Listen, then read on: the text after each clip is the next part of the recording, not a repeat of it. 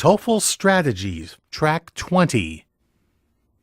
Listen to part of a lecture in a teacher training class. Although the use of simplified texts in teaching, especially in EFL, that is, English as a foreign language, has increased dramatically over the past decade, and the publishing industry is bursting with simplified texts of every kind, heated debate continues about the ethics of diluting classic works of literature. There are those who argue that great literature is great because of the words, phrases, and structures chosen by the author. Therefore, they say it's a crime to change those words, phrases, and structures in any way. By doing so, the very essence is removed, and thus the work of art becomes entirely devalued. Well, this debate brings up good questions regarding the definition of great literature. What makes a novel great? What makes it a classic? Is it the plot, the characters, the descriptions, the dialogues, the prose itself? Or does greatness lie in some kind of originality? Does a work need to break barriers to be considered art? Or is it just a question of popularity? I don't believe there's a simple answer. In fact, I think that, anyway, I'm getting sidetracked. The question for us is, do we use simplified classics in teaching? In my opinion, the educational advantages of using simplified, graded readers far outweigh the philosophical concerns about art. I believe great literature is great because of a combination of things. Characters and plot can be crucial. For me, it is these elements that take my imagination beyond the mundane, outside of ordinary life. Have you ever been asked, if you were going to be stranded on a desert island and could take only 3 books, which 3 would you take? I'll tell you one title that would be on my list: David Copperfield. There's a book that makes me laugh out loud, moves me to tears, and never fails to absorb me completely.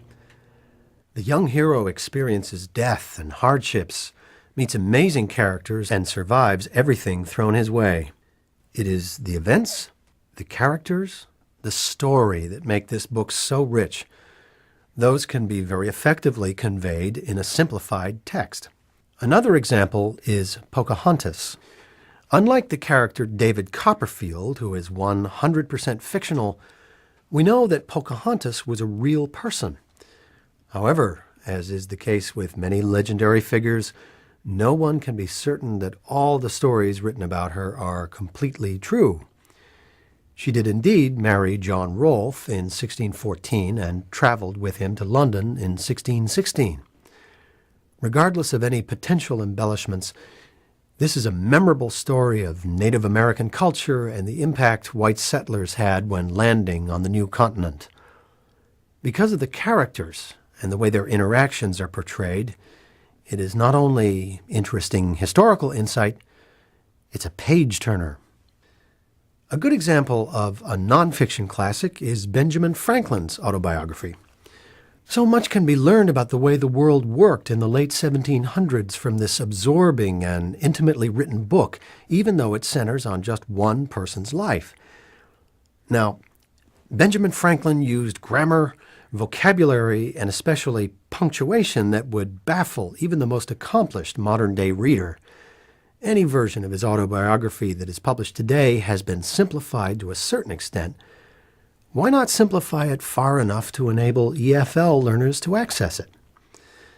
I could go on, but aside from the fact that reading offers escape, entertainment, and windows on unfamiliar or bygone worlds, there are many reasons why, from a pedagogical, that is, from a teaching point of view, to encourage reading anything at all.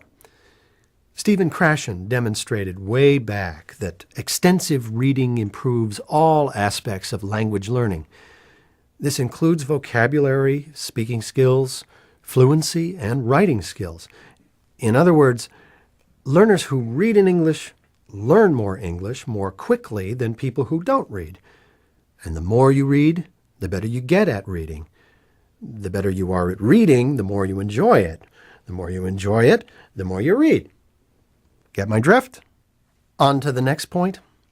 Extensive reading is the opposite of intensive reading.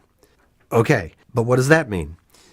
Extensive reading means not reading for detail and thus not needing to understand every single word. Competent readers are fast readers. Stopping to use a dictionary all the time slows you down. Okay, that's all very well, but if you don't understand any of what you are reading, it won't be a very positive experience. So, how do we encourage extensive reading among English language learners?